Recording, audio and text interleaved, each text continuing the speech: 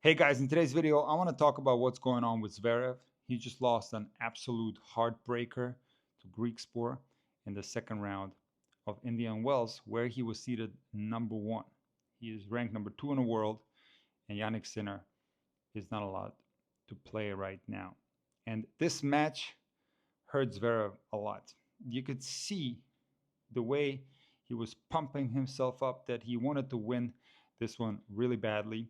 And he fought really hard to win this match, but still ended up losing. So he started playing well. He won the first set 6-4. Then Griekspoor started playing well. He went up 5-2 in the second set. Zverev started making some uncharacteristic mistakes. And then Zverev really started to fight and play well. He won 4 games in a row, was up 6-5, serving for the match. And everything seemed to be going in the right direction for Zverev. And here's where the nerves kicked in. The serve and the backhand were solid on Zverev, but the forehand was a problem. He was tentative with it. He wasn't going for it. A lot of the forehands were landing mid-court. And after the match, Griekspoor said that he was targeting Zverev's forehand because not only was he tentative and leaving balls short, he was also spraying a lot of forehands when he went for it. So Zverev loses his serve. He loses the tiebreak. And now in the third set, it's a battle, and Griekspoor is up 6-5, serving for the match. And this game, you can watch the highlights. Griekspoor had 5 match points, and Zverev saved them all. Zverev was fighting hard. And it went into a tiebreak. Zverev ended up breaking Griekspoor, and Griekspoor won the tiebreak 7-4. Now, this video is going to be about Zverev, but I do want to acknowledge that Griekspoor is such a fun player to watch. I analyzed his serve last year. He has one of the best serves on tour. I'm going to link that video in the end screen, and I recommend that you watch it. And it's not only his serve. Griekspoor came to the net a lot. He has excellent volleys, and he has a very exciting game style that's fun to watch. But now, back to Zverev.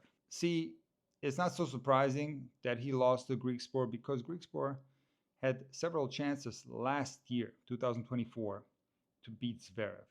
He played him 4 times, lost all 4 times to Zverev.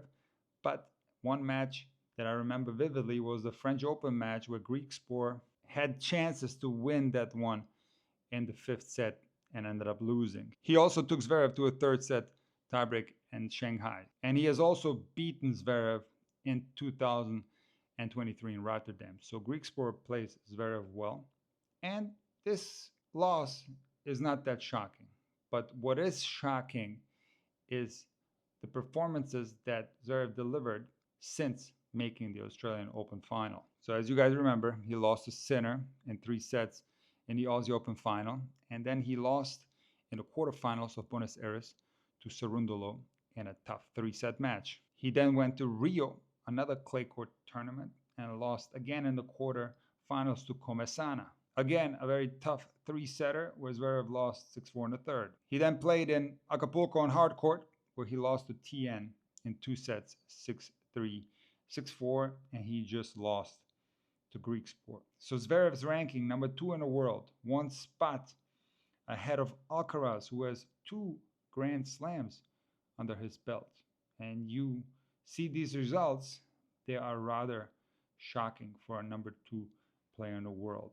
And let's just try to figure out why Zverev is losing. So one possible reason could be that Zverev has a legitimate chance to become the number 1 player in the world because Sinner is going to be off the tour until the Rome tournament. So even though it would be tough, mathematically speaking, he had a chance to become the number 1 player in the world. So there was a lot of pressure there, and he possibly failed under this pressure. Another scenario could be that Zverev's scheduling was poor.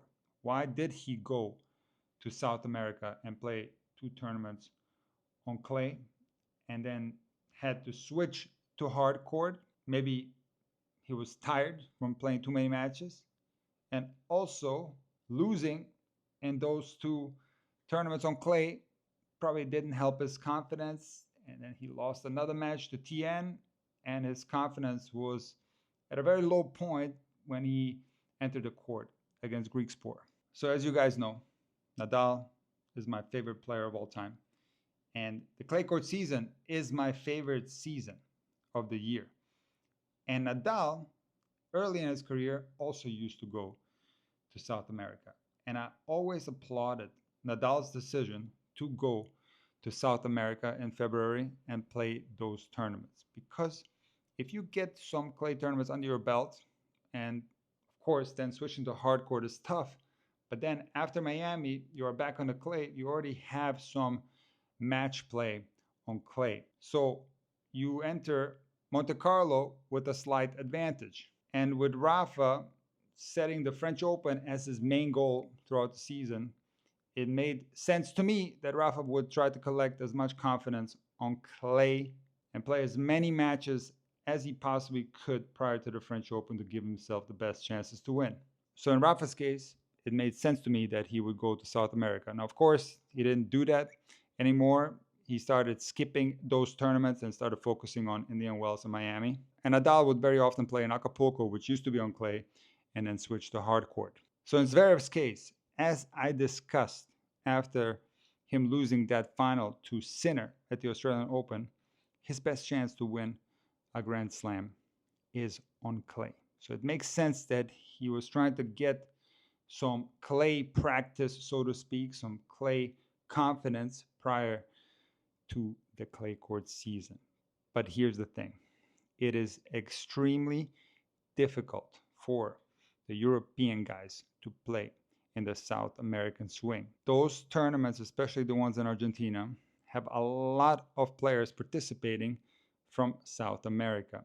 And those crowds can get very tough to deal with. So just think if Zverev went to South America and won one of those two tournaments and then end up winning the French Open later this year, you would say that the decision to play the South American clay court swing was genius. But now that he lost in both of those clay court tournaments, he ended up losing even earlier in the two following hard court tournaments. It looks like a very poor decision to go play those tournaments on clay, because losing all these matches, especially those tough 3-set matches on clay, probably put a little dink in his confidence. And the two shots that are affected the most in Zverev's game when he's struggling with a lack of confidence are his forehand, and in the past it's been his second serve, and that has not been that big of a problem in these losses. However, I will say that he did throw in some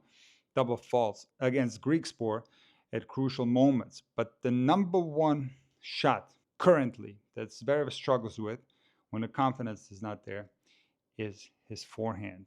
And it's quite frankly costing him a lot of matches. Now, the great thing about tennis is that there's always the next tournament. Players always have a chance to redeem themselves rather quickly. And Zverev is going to have to figure out how to put some wins together in Miami and get his confidence back. If he's able to do that, if he puts together some good consecutive wins in Miami, then goes on and does the same in Monte Carlo, I think we can see Zverev play in a similar form that he was in throughout the majority of last year, and especially very early this year at the Australian Open. But he could also continue to struggle. You never know in the game of tennis, but it's going to be interesting to see how he does in Miami.